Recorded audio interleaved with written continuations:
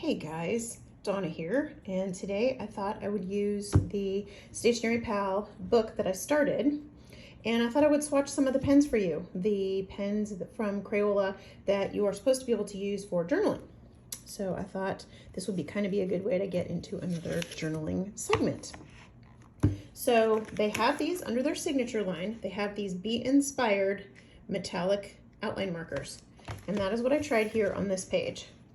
Now you'll notice they do have the metallic outline, and they have the color on the they have the metal on the inside and the color on the outside. However, when you try it on a piece of paper, it bleeds right through. As a matter of fact, I actually had to put a blotter piece of paper in between each one just in case to make sure it didn't bleed through. So if you have really thick paper, I have not tried it on a thicker piece of paper, but if you have thicker paper, these might be good for that. They write really fat. I would not use these in my journal, but I would use these on a poster, or I might use these on signage. Again, some kind of thicker piece of paper would be good for that. The next ones that I tried were the glitter markers. And these are kind of funny because these are long and tapered and thin, and they have an interesting, like a wedge tip to them. And the wedge tip, if you can see, like, let me see if I can do a little Christmas tree on here, because, you know, we're getting to the season. I want it to be the season. How's that? It's not really like a fine tip. It is more of a chunky, thicker tip on the pens. And they are glittery, somewhat glittery, not super glittery. So if you're expecting a lot of glitter, it's not a lot of glitter, it's a little bit of glitter. They do kind of bleed through a little bit on the back. Didn't go all the way through like the other markers did. Again, this paper is not the thickest paper in the world. Gosh darn it. Here you go. This one really went through. These, you can see them through the other side. So that is the glitter markers. I really wanted to try these, the Pearlescent paint markers. I should have known by the name paint markers that it needed to be on a thicker piece of paper. Again, these, if you had thicker paper, they would be great. You can use these for outlining. These would be fun because they do have a little bit of a sheen to them. These would be fun in your journal to mark special things or to do like the beginning of a sentence or a phrase or something. These would be really nice for that.